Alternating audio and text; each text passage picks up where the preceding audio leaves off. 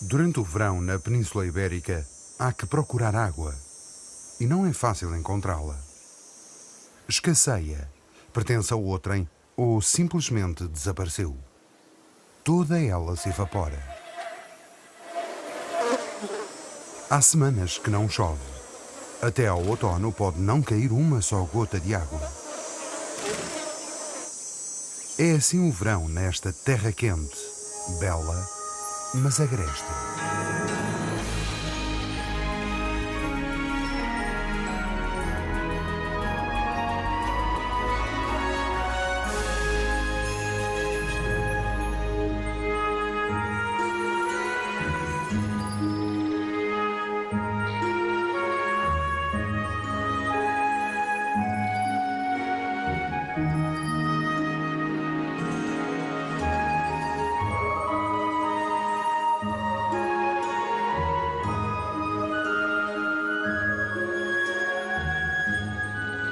Há na Península Ibérica muitos climas.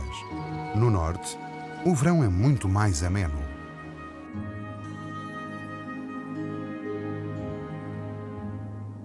É uma tira de terra entre as montanhas e o mar que lembra a Irlanda. Embora aqui haja serpentes, animais que não existem na Ilha Esmeralda. E também há ursos.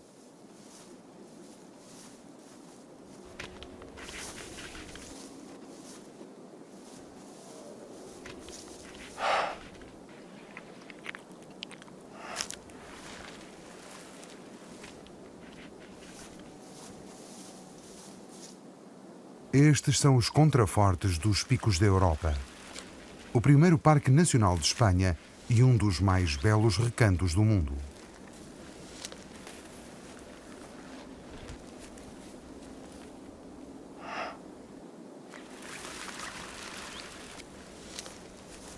Uma ursa grande com 2 crias no encalço. Estas já caminham com maior firmeza do que logo após a hibernação.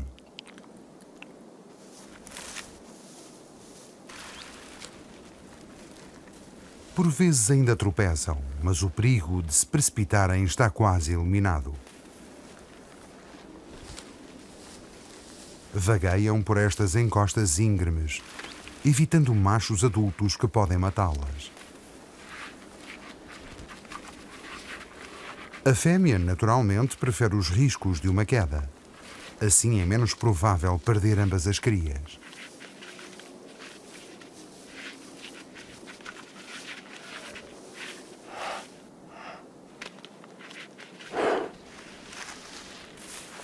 As crias procuram insetos na vegetação e qualquer outra fonte de proteína.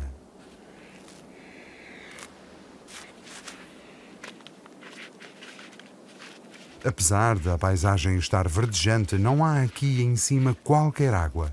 As crias ainda mamam. A ursa é que provavelmente sentirá sede.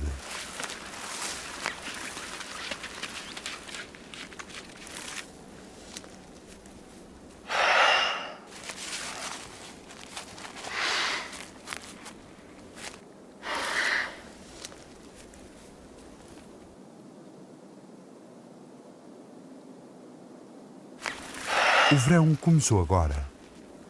Às costas do litoral atlântico do Nordeste ainda nem sequer chegou.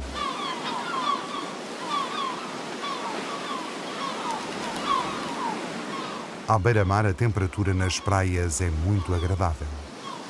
É nesta altura que eclodem os ovos da gaivota de patas amarelas. A eclosão é desincronizada. Chega a haver 1 mês de diferença na idade das crias. As que surgem na melhor altura da estação serão as escolhidas para reprodução no ano seguinte, a não ser que um predador as coma.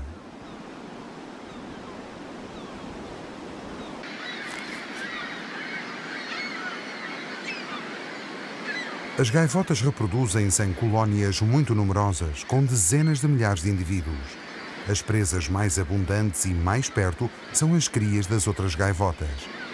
Há que estar sempre atento aos vizinhos.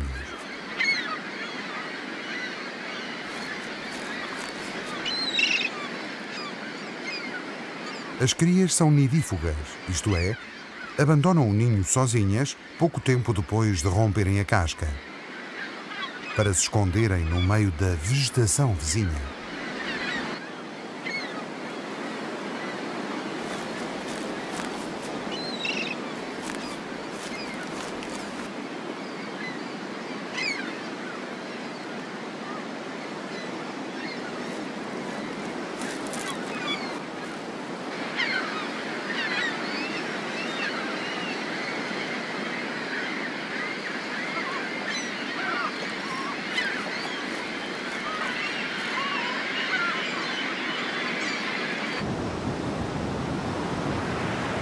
Um dos progenitores está sempre de vigia para evitar outro caso de canibalismo.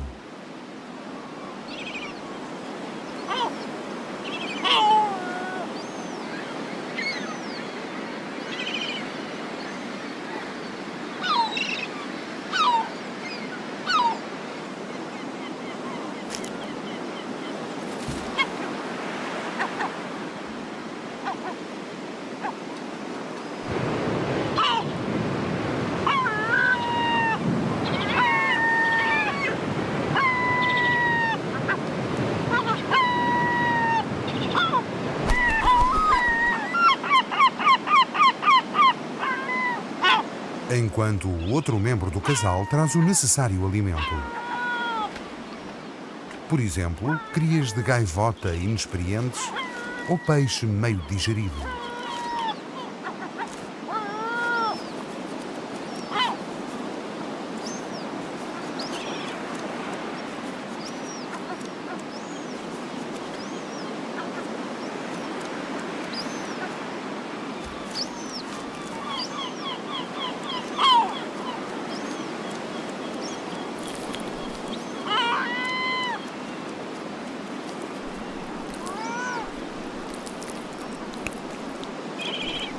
As crias que eclodiram na primavera dependem desta fase para se tornar adultas. O tempo é curto, mas rigoroso. Impõe a única estratégia possível, que é ingerirem tudo o que puderem.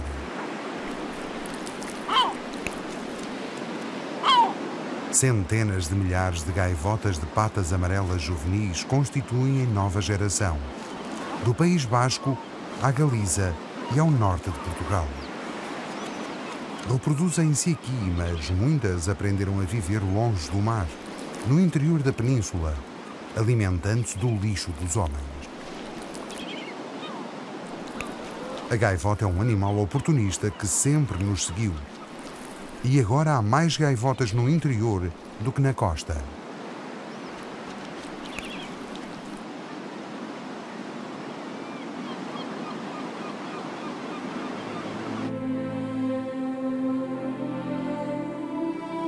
No verão, o objetivo principal é criar os que eclodiram na primavera. Ao contrário dos insetos, só 10% das crias sobrevive a esta estação do ano. A menos de 5 ou 6 minutos de voo da enorme cidade de Madrid, fica o Monte del Pardo. Cerca de 16.000 hectares de carvalhais, mata densa e rica como nenhuma outra. É um ecossistema bem conservado e privilegiado, em que prospera a raríssima águia imperial.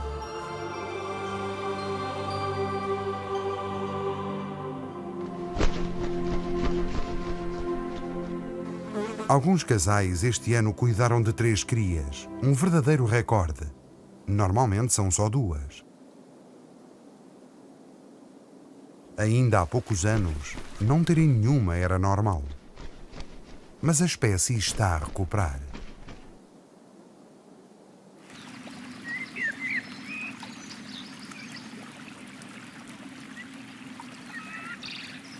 Noutras florestas entre Madrid e Extremadura nidificam algumas das maiores colónias de abutres negros do mundo. A espécie também existe da Turquia à China e à Mongólia. Calcula-se que em todo o mundo haja 7.000 pares reprodutores. E 2.000 vivem aqui na Península Ibérica.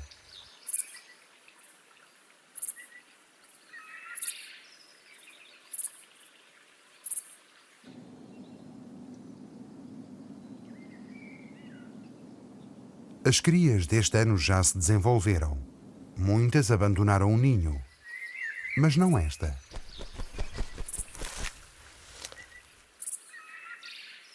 Recusa-se a fazê-lo. É maior do que os progenitores. Não quer aceitar que a infância tenha acabado.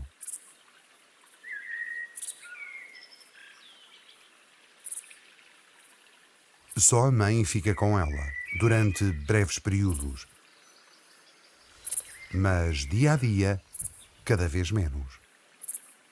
Já não traz alimento e a cria está intrigada.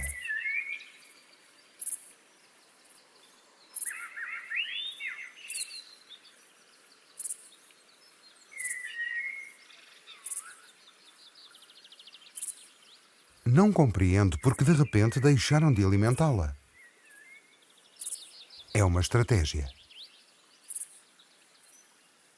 O abutre negro incuba os ovos durante quase 2 meses e alimentar as crias após a eclosão leva mais 3 longos meses. Um dos tempos de criação mais longos no mundo das aves.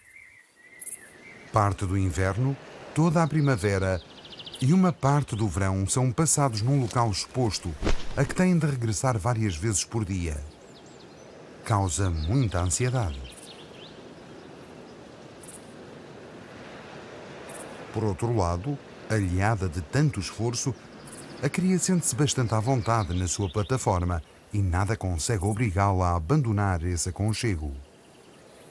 Tal como todos os animais bravios, não gosta de novidades. Este macho começou a estender as asas há 1 mês. O vento estimula-lhe o instinto. Já é capaz de levantar voo, mas não sabe. Tem medo do desconhecido e não sente o impulso para dar o salto.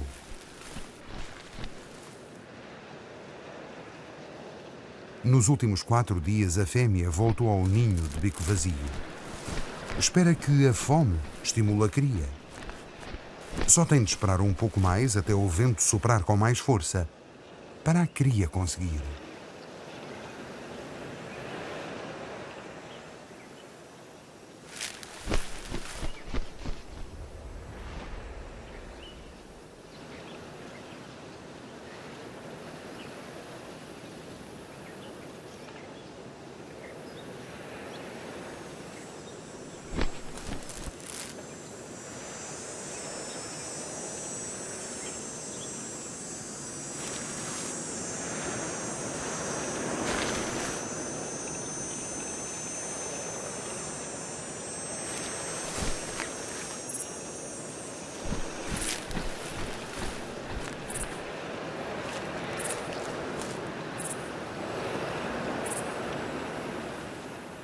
Talvez amanhã.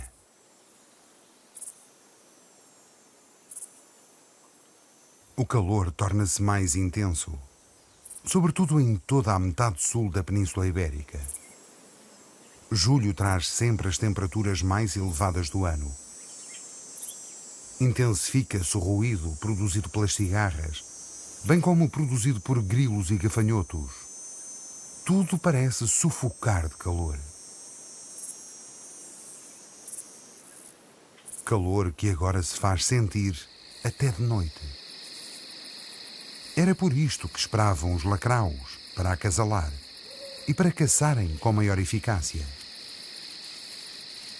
São seres blindados que mesmo assim evitam ser vistos por aves durante o dia, pois elas saboreiam as carapaças estaladiças e aproveitam a lentidão do aguilhão.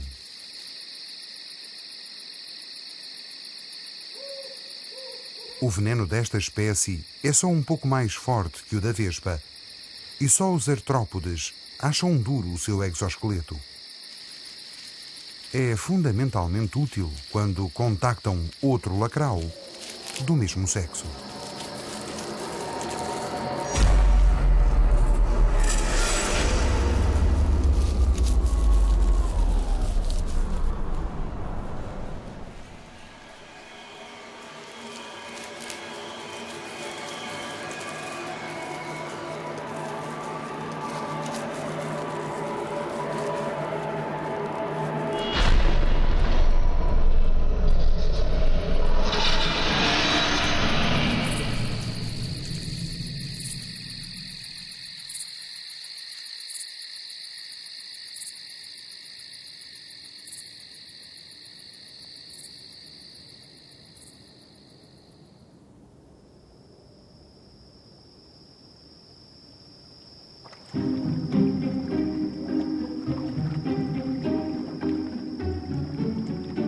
Só perto de água hoje em dia a vida é mais confortável. O Parque Nacional de Daimiel só esporadicamente seca.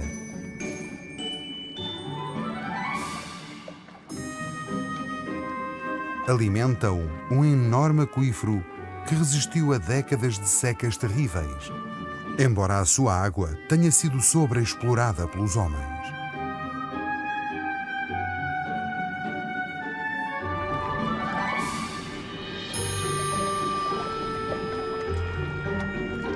Contudo, parece que nos últimos anos já lhe demos o devido valor.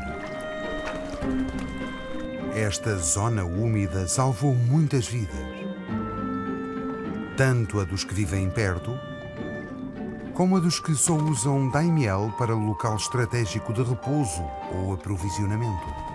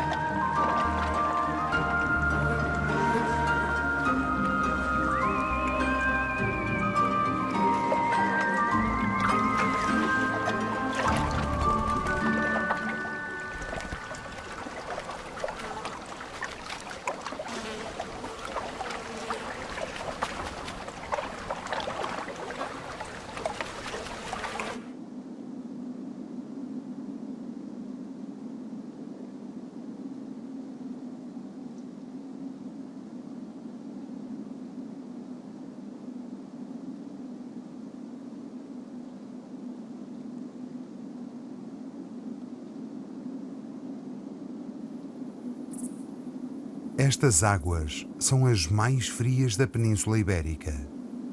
São as dos lagos nos Pirineus do Aragão. Nem nesta estação sobem acima dos 12 ou 15 graus. São estas as condições dos ecossistemas em montanhas elevadas. Mesmo assim, nesta estação as águas atraem salamandras que aqui vêm dar à luz. Esta espécie anfíbia é um caso excepcional na natureza. Reproduz-se por oviviparidade ou viviparidade. Neste caso, nascem 40 crias num saco na fase juvenil.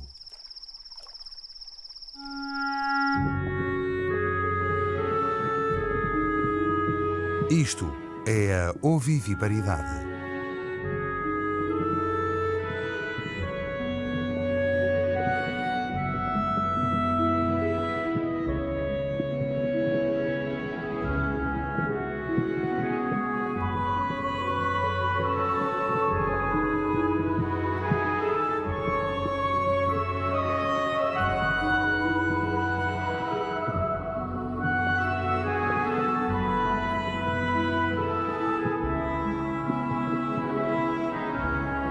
O recém-nascido torna-se adulto através de um processo de metamorfose progressiva.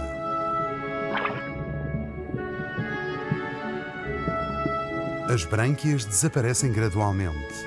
A pele torna-se mais espessa e adquire cor. Finalmente emerge da terra na primavera um ser inteiramente novo.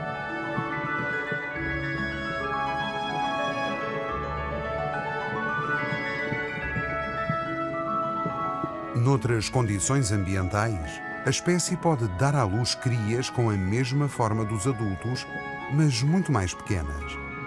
Nesse caso, só nascem 1/10 das crias. A maioria morre dentro da progenitora em consequência de fratricídio, canibalismo entre embriões. Não há muito mais que comer no útero.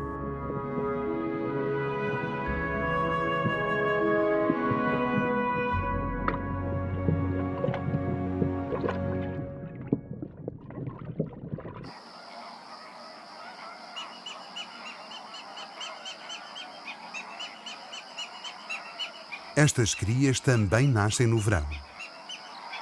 Mas em contraste com a dos Pirineus, a água ronda os 30 graus. Esta é a Laguna de Fuente de Piedra, entre Málaga e Córdoba, um dos lugares mais belos da Andaluzia e também dos mais quentes. É o paraíso dos flamingos.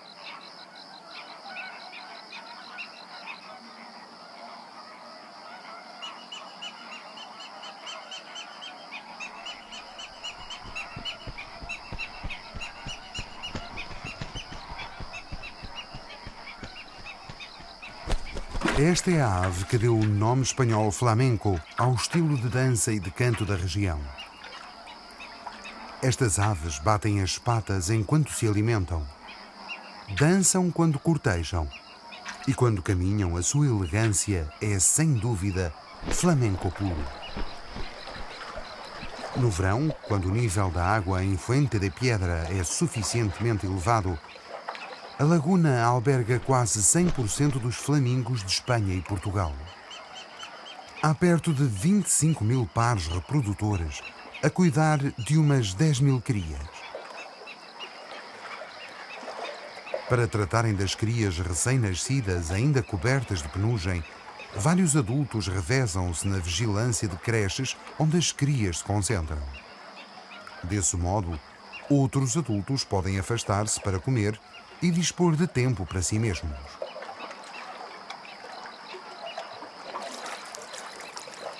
Isto é vital,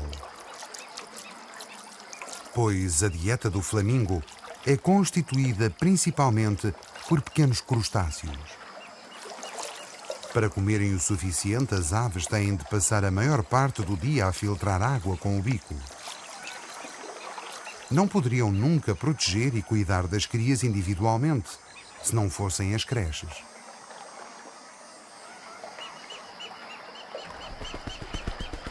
Quando macho e fêmea regressam de papo cheio, dão às crias uma papa especial que as ajuda a desenvolver depressa. O acinzentado da plumagem imatura das crias leva 2 anos a adquirir os tons de rosa e vermelho. Só quando se alimentarem sozinhas dos pequenos crustáceos ficam com as cores das labaredas. Nasceu da cor das cinzas uma nova geração.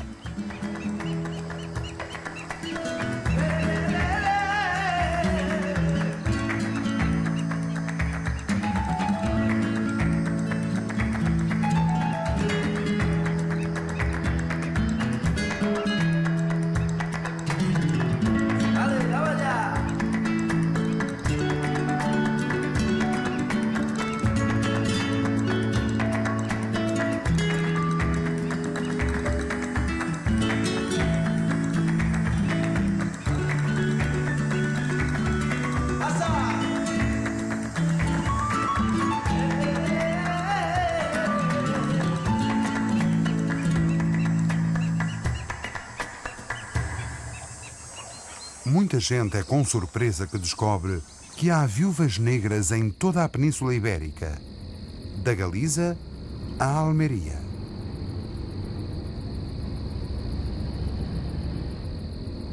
Existem várias espécies desta aranha em todos os continentes, exceto na Antártida.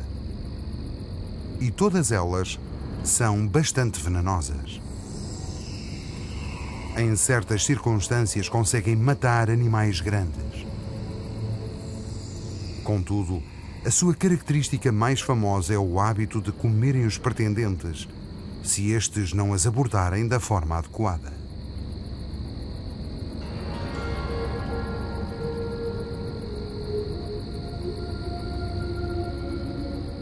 Os machos têm de entrar na teia da fêmea. A tática do macho desta espécie, a Latrodectus tredecemgutatus, é cortar e devorar muita da seda da fêmea para construir caminhos para si. A ideia é facilitar a fuga, caso ela não queira ter nada a ver com ele. E caso ela o persiga. A intenção é a fêmea assim não reconhecer a própria casa. Agora acha que já pode fazer a tentativa.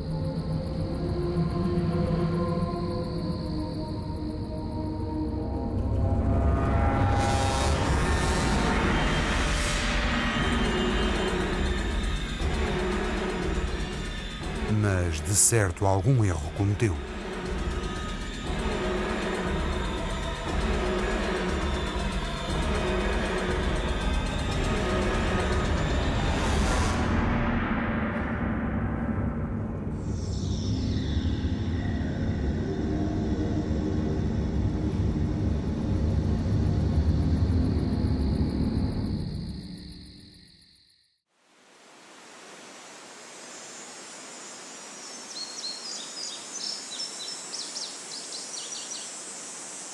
Algumas formações geológicas também parecem erros. Grande parte da Terra é constituída por rochas esculpidas pela água ao longo dos tempos. Por isso há tantas grutas escondidas no relevo da Península Ibérica.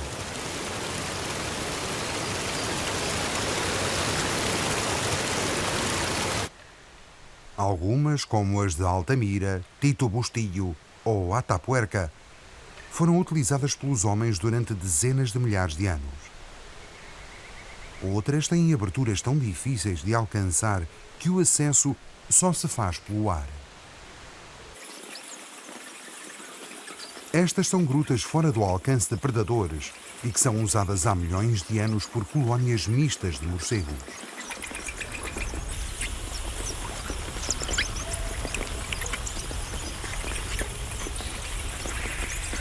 Aqui vivem juntas pelo menos várias espécies, incluindo o morcego orelhudo castanho, o morcego de ferradura pequeno e o morcego nariz de porco.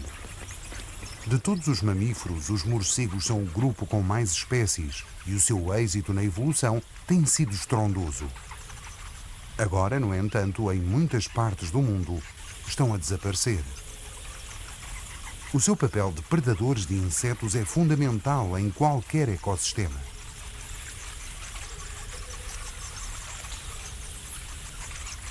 Em Portugal e Espanha, estes santuários cavernosos, nos quais centenas de milhares de indivíduos se concentram, são cada vez mais raros. Esta gruta poderá ser caso único e dá uma falsa ideia do seu número. É a esta hora que os indivíduos se concentram. O verão é a altura em que se reproduzem. E o calor aqui quase não é perceptível. Mas no exterior há mais insetos que nunca. Por isso, tantas crias podem ser alimentadas. Em agosto, morcegos juvenis aglomeram-se em creches, cada um à espera da sua progenitora.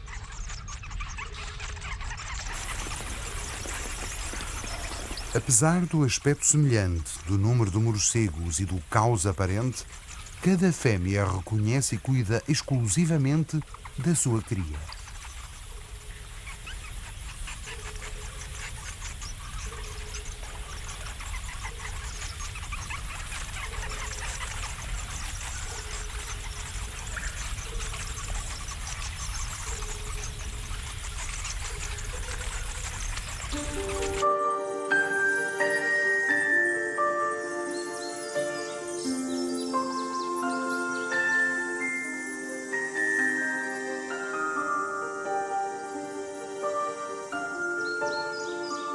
Já estas formações geológicas em que é quase impossível caminhar, abrigam outra espécie, a cabra montesa ibérica.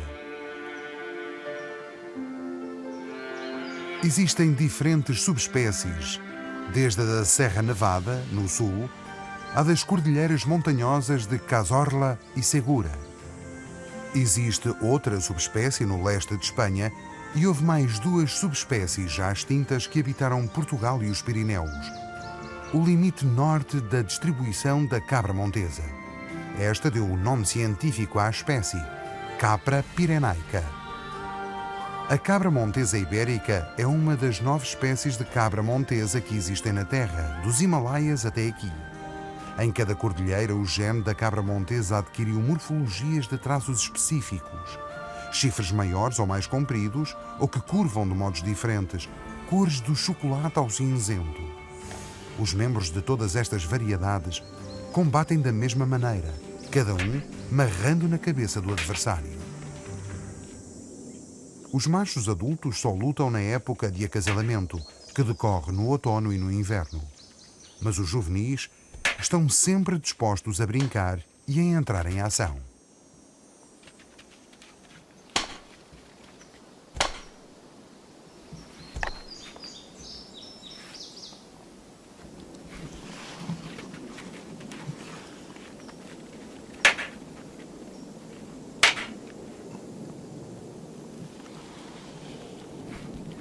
É assim que se exercitam, que ficam em forma e se conhecem uns aos outros.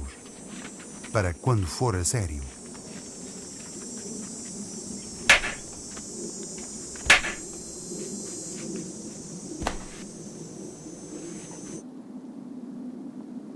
Também nas montanhas, até a uma altitude de cerca de 1700 metros, reside uma das mais raras e belas borboletas de Espanha.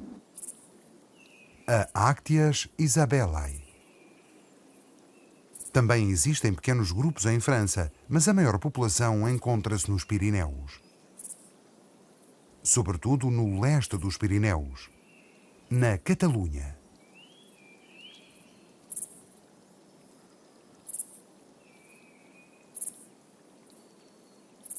A chuva em Espanha pode cair sobretudo na planície. Mas aqui estamos em Jaén, perto de Sevilha, e chove pouquíssimo.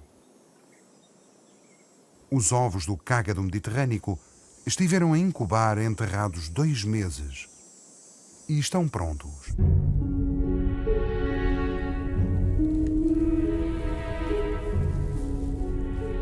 Cinco crias estão preparadas para quebrarem literalmente a casca e eclodir. O processo leva 2 dias. Não é fácil romper a cobertura da casca, semelhante a pergaminho. A casca é concebida para manter os embriões hidratados enquanto eles se alimentam da gema. Quando chega o momento, cada cágado adquire um pequeno bico córneo muito afiado na ponta do focinho. Com ele, empurram e cortam, enquanto a sua carapaça endurece.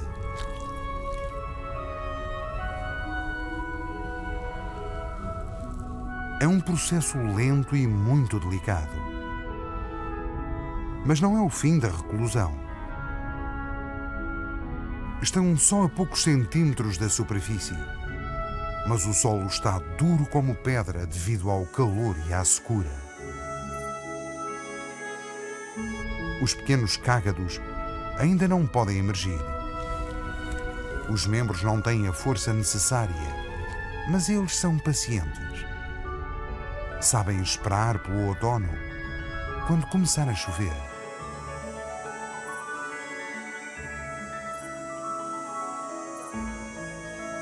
O calor mantém a maioria dos animais à sombra, inativos. Ao meio-dia, a vida parece ter desaparecido. Embora não seja assim, os animais estão simplesmente a dormir. Fazer uma cesta aqui no verão é quase obrigatório.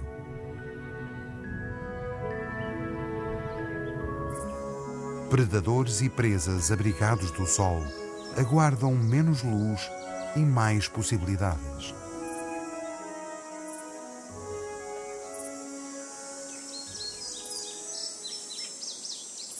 Visões, martas, doninhas e doninhas fedorentas preferem caçar ao lusco-fusco da tardinha ou da madrugada.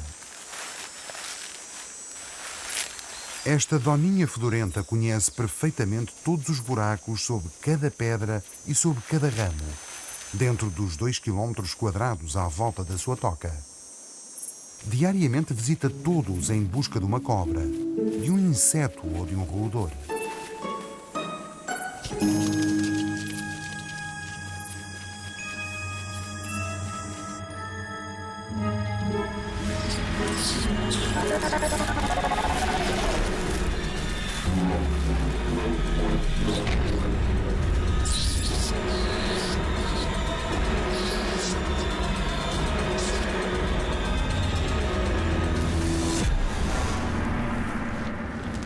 Os mustelídeos impedem que os roedores se tornem uma praga que romperia o equilíbrio ecológico.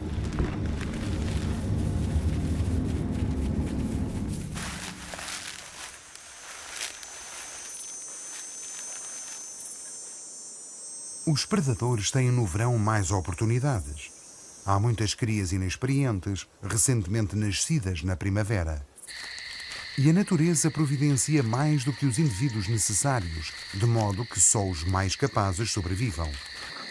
O lobo garante que a espécie de que se alimenta permaneça geneticamente forte.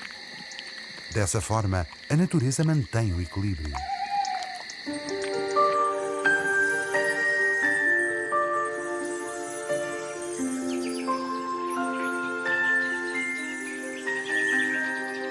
Estamos a assistir a uma nova alvorada do lobo ibérico. Os lobos foram levados quase à extinção pelos homens, tendo a espécie desaparecido da maior parte de Espanha e Portugal. Mas trabalho de conservação e proteção em ambos os países parece ter dado frutos. Tal como aconteceu com o lince ibérico, muita gente gosta de observar lobos. Temos de os manter e cuidar deles, sem que os agricultores tenham de pagar o preço de viverem perto de um superpredador.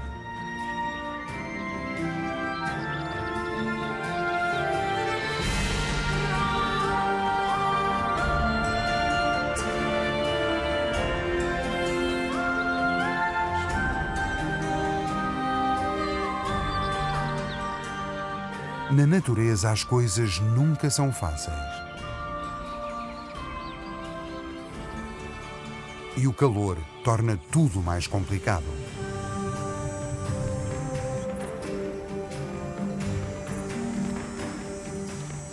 Alguns anfíbios, como este sapo comum, são obrigados a estivar. O sapo tem de evitar os raios de sol e a secura que poderiam destruir-lhe a pele. Escondido em lama fresca, abaixo da superfície, pode em segurança aguardar o regresso da água.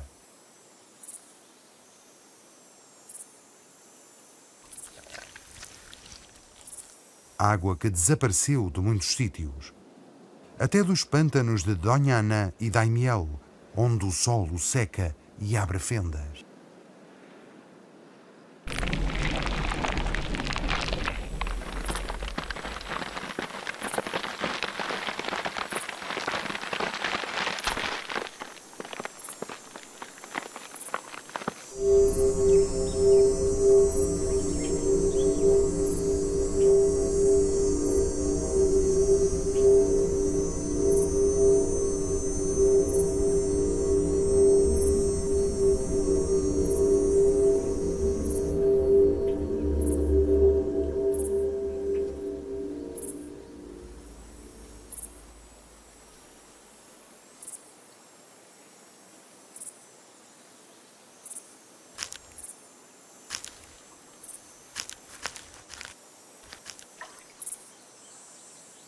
A lama ao secar também abriu fendas no deserto de Monegros. Temperaturas que desceram aos 10 e 12 graus abaixo de zero ultrapassam agora os 40 graus à sombra. E muito poucos seres se expõem ao sol.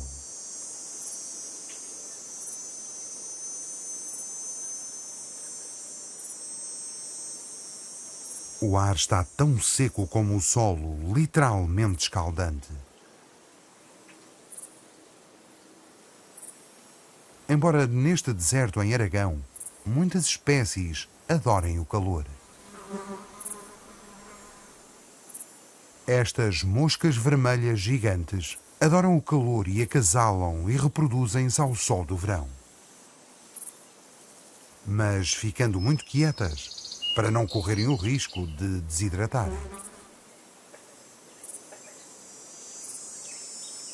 A esta temperatura, até as cotovias e os trigueirões se mantêm escondidos. Talvez por isso os gafanhotos tenham decidido que é boa altura para acasalar. Estas terras secas e severas integram um dos maiores desertos da Europa. O Bardenas Reales, em Navarra, é outro deserto amplo.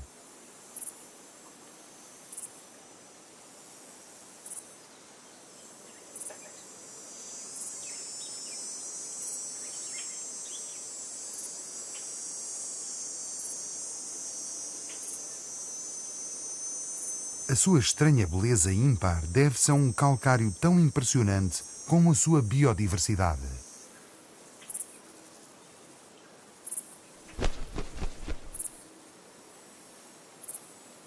Nestes habitats únicos abundam artrópodes com adaptações especiais. Por exemplo, o diplópode.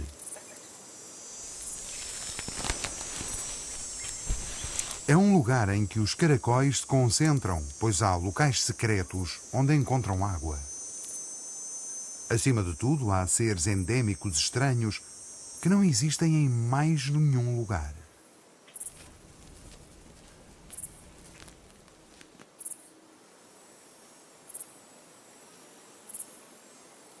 O Bardenas também é o terreno ideal para se verem serpentes. Esta é uma inofensiva cobra de escada. Na Península Ibérica, nenhuma serpente é verdadeiramente perigosa, se excluirmos a cada vez mais rara víbora.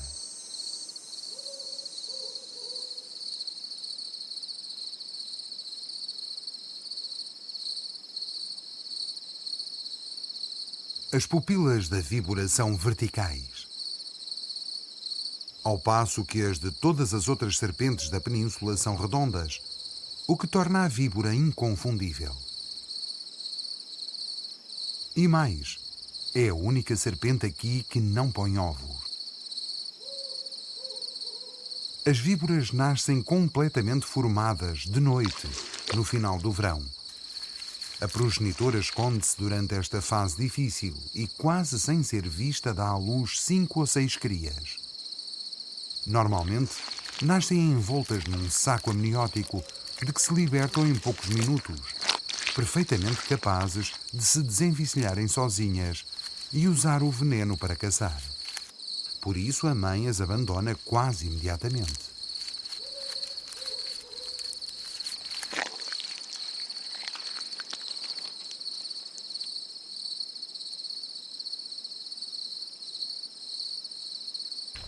Caçar não é fácil para nenhum animal. Presas e predadores entregam-se a uma eterna competição em que o vencedor é o menos visto e capaz de ver primeiro, tanto a presa como o animal que a está a caçar.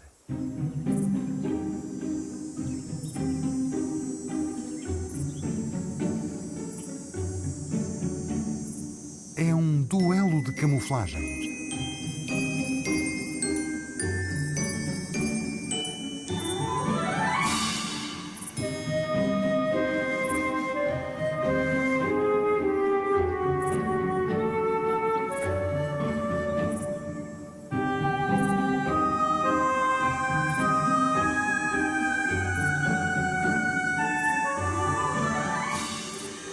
Na competição de hoje, o camaleão perdeu. É mestre caçador, mas o louva-a-Deus viu primeiro. E, mantendo-se imóvel, desapareceu do campo de visão do camaleão, tornando-se só mais um raminho.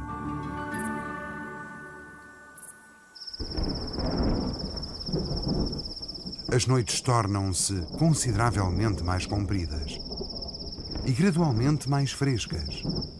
A temperatura de madrugada baixou, sobretudo nas planícies elevadas da península. O verão é duro, tórrido, difícil para muitos, mas curto.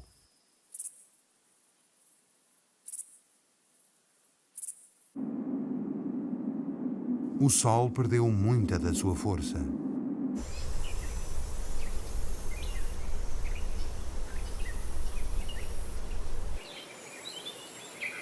Estes são os imensos carvalhais de Sória. talvez a região menos populosa e mais erma da Península Ibérica. A iminente mudança de estação ativou o sangue destes escaravelhos. Machos e fêmeas procuram-se mutuamente no final do verão com o fim de se reproduzir. Primeiro só os machos se exibem, demonstrando claramente a sua bravura.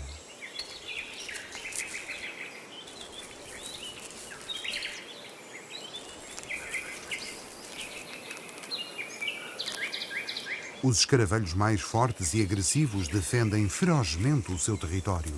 São esses os que conquistam as fêmeas.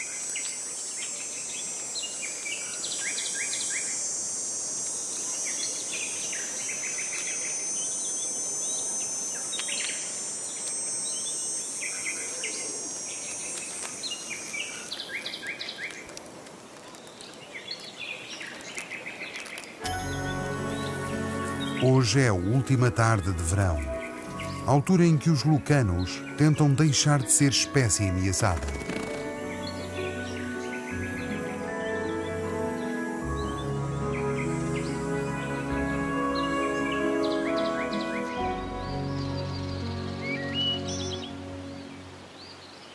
É 21 de setembro, de manhã. Outono. O calor vai ser coisa do passado. E vai chover. As árvores não tardarão a perder as folhas. E no solo aparecerão os primeiros cogumelos. Está na altura de alguns partirem e de outros regressarem. A maioria dos juvenis tornou-se adulta. E muitos progenitores recomeçam o ciclo sexual. Acabou o tempo que a natureza deu a répteis, anfíbios e invertebrados. Os que não hibernarem morrem com as primeiras geadas.